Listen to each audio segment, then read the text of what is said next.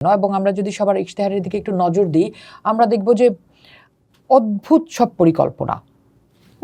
মানে আমি বলছি যে আমি হেলথ কার্ড করব, আমি বলছি আমি কৃষি কার্ড করব, আমি বলছি আমি সাধারণ মানুষের জীবনমান উন্নয়নের জন্য নানা ধরনের খাত তৈরি করব, বিভিন্ন দলের, যেটা আমি যদি এনসিপি বলি, জামাত বলি বা বিএনপি বলি।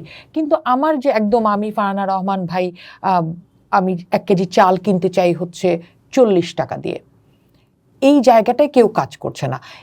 কেন করছে না আপনার কাছে? মানে কেউ বলছে না, কেউ বলছে না, মানে কেন বলছে না? এটা কোথায় ফাঁক রাখতে চায় রাজনৈতিক দল? না, এটা তো মার্কেটের কাজ। না, শুধু মার্কেট না, ধরেন আমি হসপিটাল, সরকারি হাসপাতালগুলোতে আমি আসলে এনশিওর করব ডাক্তার থাকবেই, এবং এটা আমার পরিকল্পনা। Tarique Rahman has said about that, এবং Tarique Rahman has said clearly about this, কিন্তু he is very serious about health. আমরা এই ধরনের নানা পরিকল্পনা দেখেছি, নানা ইশতেহার দেখেছি গত 30 বছরে। দেখেন, you cannot be cynic.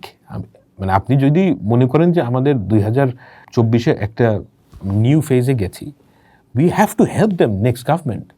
মানে আমরা যদি সবসময় সিনিক মোডে থাকি তাহলে দেশ তো আগাবে না। আমি জামায়াতে ইসলামী এবং বিএনপি উভয়ের যে কথা, আমি এটা গুড ফেথে নেই। এমনকি আমি জামায়াতে ইসলামী, আমি একটা উদাহরণ দিই। জামায়াতে ইসলামী লেটস সে যে 50%, 57% আপনি অনুৎপাদনশীল খাতে ব্যয় করছেন। এর মধ্যে জামায়াতে ইসলামী বলছেন যে তারা ইউটিলিটি প্রাইস ফ্রিজ করবে, তার উপর বলছেন ভ্যাট এবং ইনকাম ট্যাক্স স্ল্যাশ করবেন, তার উপর বলছেন যে 21% গ্র্যাজুয়েট, অর্থাৎ প্রায় 5 লাখ গ্র্যাজুয়েটকে তারা বিনা সুদে লোন দেবে।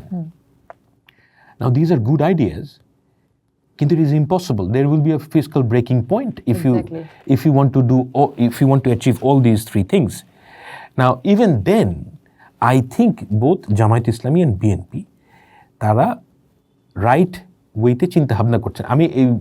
আমি ক্লিয়ারলি বিশ্বাস করি যে এটা সম্ভব না, what Jamaat Islami is saying, it's not possible. কিন্তু আমি তাকে ওই সমালোচনা করতে চাই না যেটা একজন মানুষকে, একটা দলকে, মানে সবাইকে হতাশ করে দেওয়া তো আমার কাজ না। মানে আমাদের কাজ হচ্ছে কি মানুষের হেল্প করা, যে we are all in it, in this together. এবং আমাদের যেই সামনের 10 বছর খুব ডিফিকাল্ট টাইম, এবং এই ডিফিকাল্ট টাইমে আপনি যদি সার্বক্ষণিকভাবে এই ন্যাগিং করেন, কমপ্লেন করেন, no, it's not gonna work. We all know Awami League কোন কাজটা করে গেছে। পুরো public, all institutions are broken. আপনাকে ধরে নিতে হবে যে আমরা সব নতুন করে শুরু করছি। আপনি কি মনে করেন যে এরপর যখন রাজনৈতিক দল আসবে এবং আসলে আওয়ামী লীগ সরকার যে জায়গাটায় দেশটাকে রেখে গেছে, সেই জায়গাটা থেকে আগামী 5 বছরের জন্য সে যে প্রতিশ্রুতি করছে তার কত % সে আসলে ফুলফিল করতে পারবে?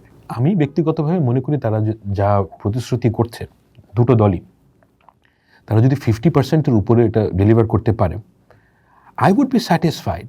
কারণ আমি জানি বাস্তবসম্মত মনে হয় যে সম্ভব 50%। যেমন ধরুন না, অনেকগুলো জিনিস না যে ক্যাভিয়েটগুলো মানুষ পড়ে না। তারেক রহমান সাহেব যে ফ্যামিলি কার্ডের কথা বলছেন, উনি কিন্তু বলেন নাই যে আমি প্রথম ধাপেই সবাইকে ফ্যামিলি কার্ড দেব। হ্যাঁ, এখন অনেকেই কিন্তু ভেবে বসছে যে বিএনপি যদি জিতে তাহলে 6 মাসের মধ্যে সারা বাংলাদেশের সবাই ফ্যামিলি কার্ড পেয়ে যাবে। ধাপে ধাপের কথা বলছেন, এটা কিন্তু মানে মাথায় রাখা দরকার যে এগুলো অ্যাসপিরেশনাল। যেমন বিএনপি বলছে 5% তারা হেলথ সেক্টরে বাজেটের ব্যয় করবে। Now as a layman I understand 5% ব্যয় করার ক্যাপাসিটি বাংলাদেশের নাই। মানে এখন ধরেন বাংলাদেশ 41,000 কোটি টাকার মতন ব্যয় করে স্বাস্থ্য খাতে। তো জামায়াত ইসলামী যেটা বলছে 6 থেকে 8%।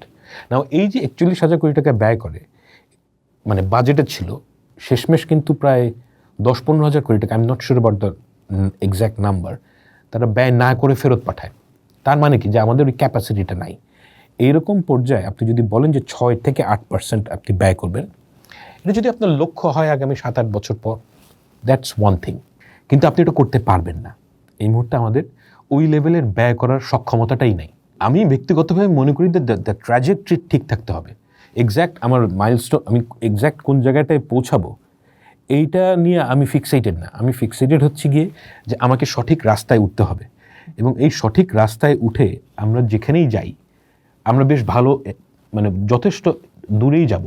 দেখুন, ভাবুন, করুন, পোস্টের সাথেই থাকুন।